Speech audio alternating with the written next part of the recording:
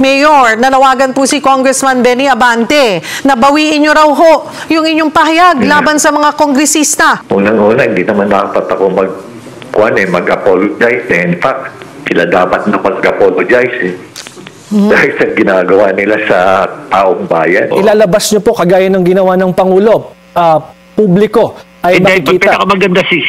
Pinakamaganda siguro si Pangulo na maglalabas. Yung mga contractors, naghahabol din sila ng mga ibibigay nilang porsyento. Kasi nga malaki nga yung hinihingi ng mga politiko sa kanila. Kailan po kaya yang tamang panahon, tamang forum at tamang tao? Lahat po naghihintay. Mayor Magalong.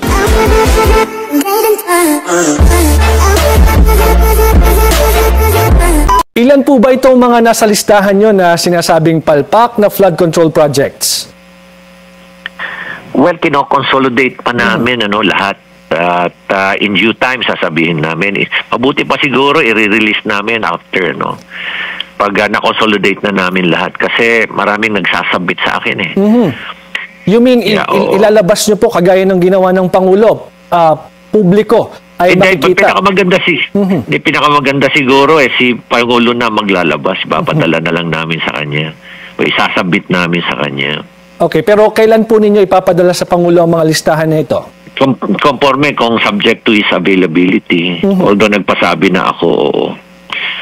Okay, pero nagsabi na po ba sila na ready silang tanggapin kayo kung kailan? Wala pa. Nahinintay ko nga na kung ano ang kwan. Hopefully, siguro in the next, hopefully next week. Baka next week. Okay. But Mayor, may we know kung ano po itong mga... Kasi kwan naman si kwan very enthusiastic naman si Presidente na makatanggap ng mga impormasyon. Okay, but initially sir, ano po ang response sa Malacanang? Nung nagpasabi kayo na gusto nyo makausap ang Pangulo at ihain sa kanya yung mga ebidensya na meron kayo? Wala pa, naghihintay pa ako ng feedback. Okay. Naghihintay pa ako. Sir, may we know kung ano-ano itong mga klaseng ebidensya na hawak ninyo? Are these documentary evidence directly linking some lawmakers sa kickback sa mga proyekto?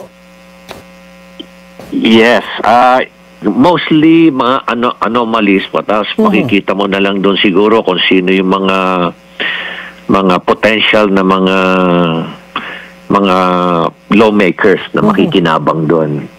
Opo. Anomalies like, ano po mga example nito sir? Ano ba mga scheme itong pinag-uusapan natin?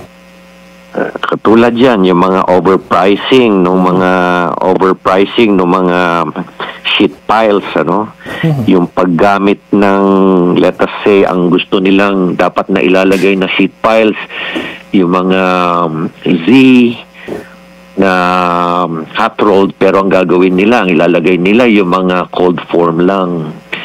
Kumbaga, instead na yung mamahalin, i-downgrade nila kasi nga yung mga contractors, naghahabol din sila ng mga ibibigay nilang porsyento, Kasi nga malaki nga yung hinihingi ng mga politiko sa kanila.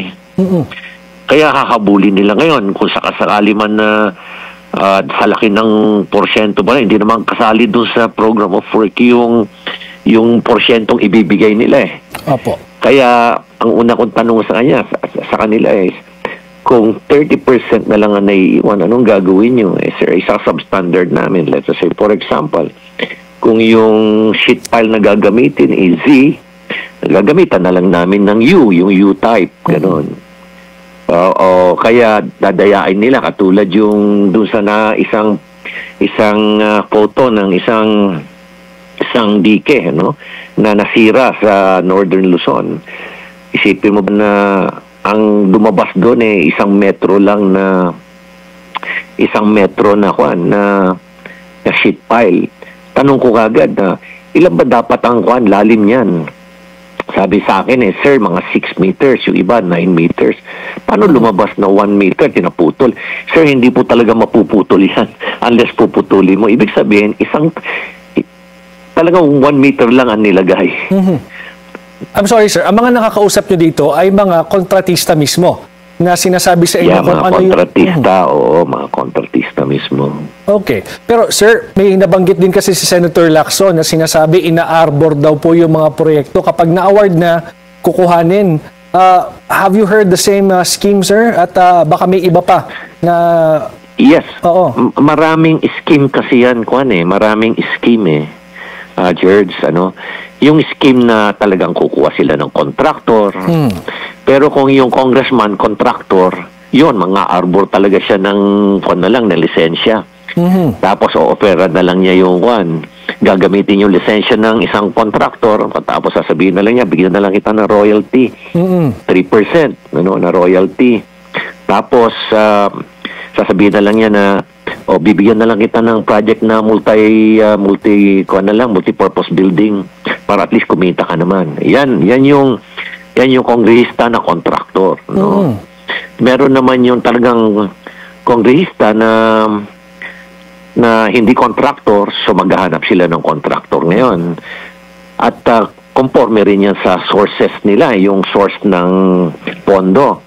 Pwedeng nanggagaling sa taas o kaya dun sa kanilang pork barrel. No? Kung pork barrel, yan, sariling-sarili nila yan.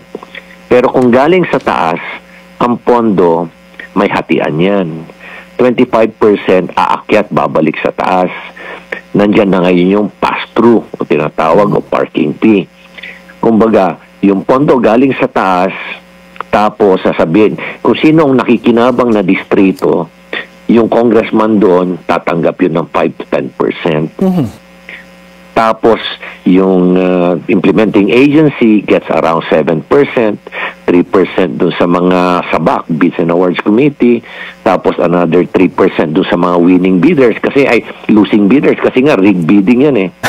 Assuming na 4 yung natalong bidders, bibigyan na lang sila ng winning contractor na 3%, hati-hati na kayo dyan. But Mayor, tapos yung 1%, yung binabanggit nyo pong yung 25% po na sinasabi nyong aakyat sa taas, saan po itong taas sa itong binabanggit nyo? Up to what level? Well, ang sinasabi nila sa akin, mga APRO, sabi nila sa akin. Bahala na kayo siguro. Kilala nyo naman siguro kung ibig sabihin ng APRO. APRO, sir, meaning sa mga committee, sa Senado at saka sa Kongreso. Your guess is as good as mine, George. Anyway, sir, meron po kasing sinasabi na, hinahamon kayo na humarap sa mga investigasyon, nakatanggap na ho ba kayo ng formal na imbitasyon sa mga pagdinig? Wala pa. Wala pa naman. But if you receive an invitation, you are ready to bring those evidence, sir? Ay, hindi ko dadalhin sa kanila yung ebidensya. Bibigay ko doon sa investigating agency. Bakit, sir? Bakit hindi nyo dadalhin sa kanila? Trust issue yan eh. Sino ba nag-iimbestiga, di ba? Unang-una, pagkakatiwala mo ba kung ikaw George, pagkakatiwala mo ba yung nag-iimbestiga, yung sila mismo yung mga sangkot? Sir, another thing, kasi may mga pinag-uusapan po na yung mga congressman, may mga kamag-anak din na may mga ari ng mga contractor din sila, no? At si Senator Chis Escudero, sinabi niya na dapat siguro ay hindi natin ito gawin. What can you say about this? Tama naman kasi ang iba-iba kasing klase yan na mambabatas, ano? When it comes to yan sa mga infrastruktura, merong mambabatas na dati ng contractor na naging contractor, ay naging congressman. So ang gagawin na lang nila, magdadivest sila para mawala yung pangalan nila doon sa kumpanya. Pero sa totoo lang, sila pa rin yung nandun. Pangalan lang natanggal. No? Pangalawa, yung mga congressman na nakita nila na masarap pala maging contractor. So, naging contractor sila. No? Meron naman dyan ng mga congressman na nagpapanggap na hindi sila contractor, pero yung misis nila, anak nila, kamag-anak nila, contractor. So, yun siguro yung tinutukoy ni Senator Escudero.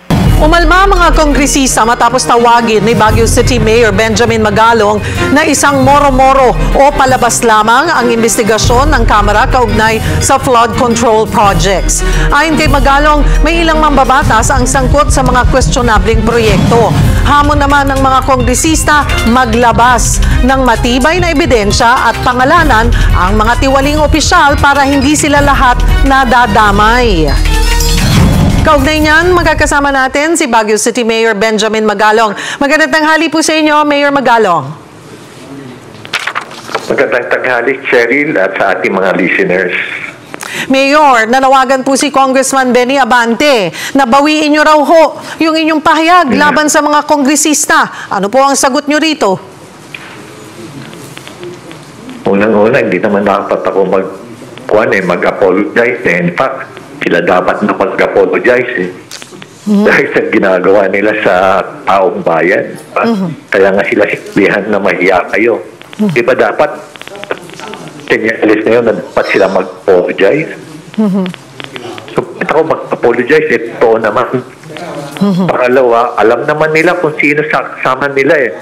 Unang-una, ulitin ko ulit, alam ko na hindi lahat, marami rin matitino dyan sa Kongreso. Pero sila, kapwa nilang kongrista, kilala nila kung sino yung may mga kalokohan dyan. Pinag-uusapan yan eh. Kaya, yung paano ka magtitiwala sa, alam mo, kayo yung tinawag na mahiya, patas magkakanta kayong sariling investigasyon. Ewan ko lang kung saan tutungo yung investigasyon nila. Tingnan nga natin yung endgame niyan, kung ano yung mangyayari dyan sa investigasyon nila.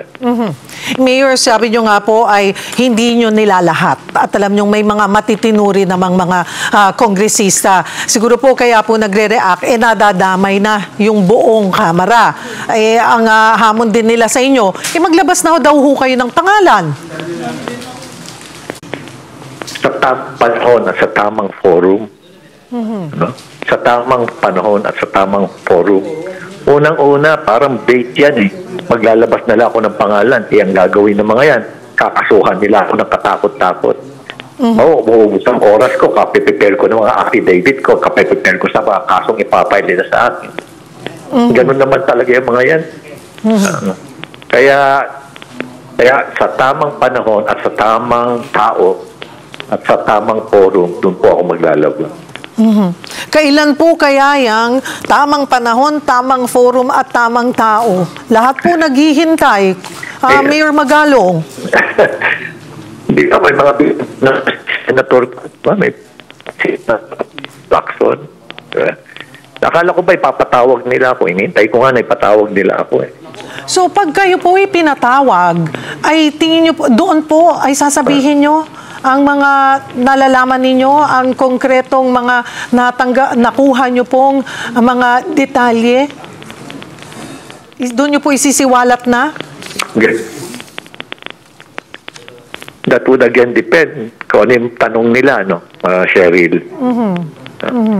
So siguro, I'll just cross the bridge when I get there. Hanggang ngayon po ba, wala pang naipapaabot sa inyo kung naimbitasyon ang Kamara? Wala pa naman. Naghihintay nga ako eh. Sa ngayon, wala pa naman, Cheryl. Para naman po kay Congressman Zia Adyong, nakaka-insulto raw ho sa Muslim community ang paggamit po ninyo ng salitang moro-moro. Ano ang tugon nyo dito, Mayor? Alam mo, kung titingnan mo sa dictionary, yung moro-moro, parang komedyante yan eh. Diba? Yun ang kon dyan eh, komedyante. It's not at all designed to disrespect the Muslim community. Unang-una, more than a decade ako dyan sa Mindanao. I fought for the Muslim people. I fought in Sulu. I fought in Basilan. I fought in Maguindanao. Ganyan din sa Agusan Norte. At ibang-ibang lugar dyan sa Mindanao. Diba? Taga Luzon ako, pero nandyan ako, nakikipaglaban ako, protect ang Muslim na Pilipino. At kung titingnan nila, dito sa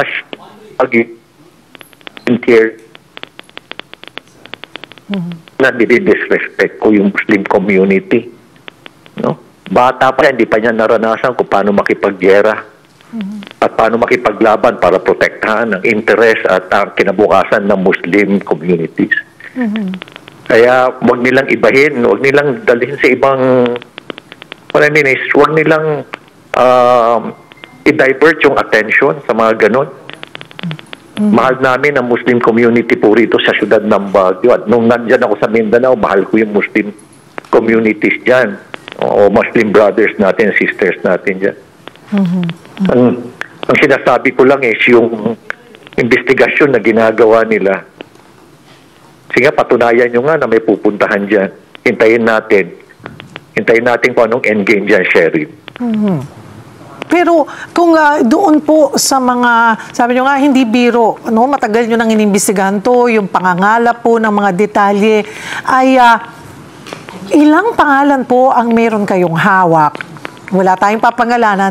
Ilang pangalan po ang hawak ninyo na may matibay na ebidensya na sangkot po sa korupsyon? Alam mo, Cheryl, you're a classic case of insisting to insist. Ano? Magaling ka magtanong. Hintayin na lang natin, Cheryl. Hintayin na lang siguro natin, Cheryl. No? Alright. Hintayin na lang natin. Opo. Puntahan ko naman po itong pahaging sa inyo ni Congressman Richard Gomez na ginagamit nyo raw po yung issue ng korupsyon dahil nga may away lang kayo sa kinatawan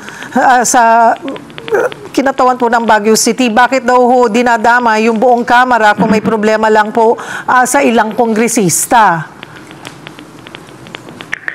Siguro there's a compelling reason kung bakit niya ginawa yun. Kasi kaibigan ko yan eh.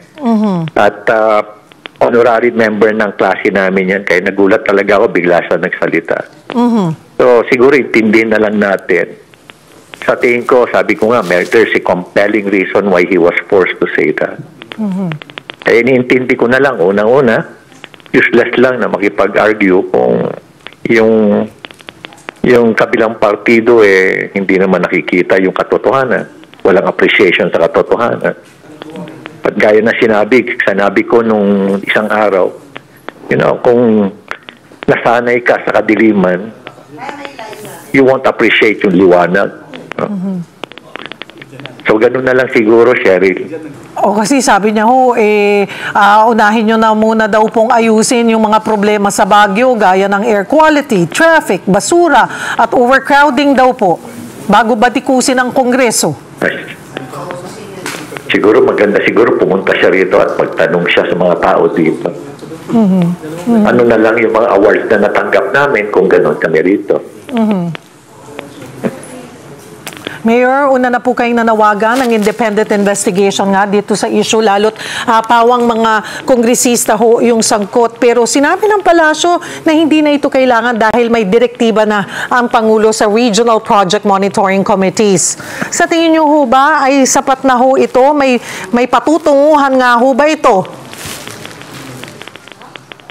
Alam mo, Cheryl, naniniwala ako na may pupuntahan ito. At naniniwala rin ako na may strategy. Siguro magkaiba lang kami ng approach ng ating presidente, no? Pero siguro meron siyang strategy, meron siyang direction, meron siyang framework. But at the end, naniniwala ako na nagsalita siya at pinangahawakan ko nga yung binanggit niya sa akin. He is there to clear the Marcos name or redeem the Marcos name. At dito nga, it's all about leaving a legacy. Kaya siguro ito na yung legacy niya. At sa tingin ko, the President will not miss this opportunity to leave a legacy for the remaining 3 years. At based no sa mga natatanggap kong impormasyon sa mga malalapit din sa kanya, nakakilala ko rin, talagang hellbent siya talaga na tutukan itong matinding korupsyon, hindi lang sa flood control project, pati iba-ibang mga proyekto na rin na nangyari. Kaya naniniwala ako na may pupuntahan ito. Sangayon ho ba kayo sa mungkahin ni former DPWH Secretary Rogelio Singson na kanselihin muna yung flood control projects para bigyan daan ng investigasyon? Well, siguro isa rin yan sa panukala niya, i-cancel muna. Kasi nga matindi yung anomaly, Opo. Pero siyempre kailangan din sigurong delikadesa. Siguro mag-leave din siya kasi ahensya na niya nasa limelight Kaya siguro yun lang ang suggestion ko sa kanya, pero ang decision nasa kanya pa rin. Ito po ay mensahe nyo kay Secretary Bonoan. Yeah, siguro mag-take the leave. Siguro pinaka-appropriate. He has to take the lead. Marami pong salamat sa inyong oras, Baguio City Mayor Benjamin Magalo.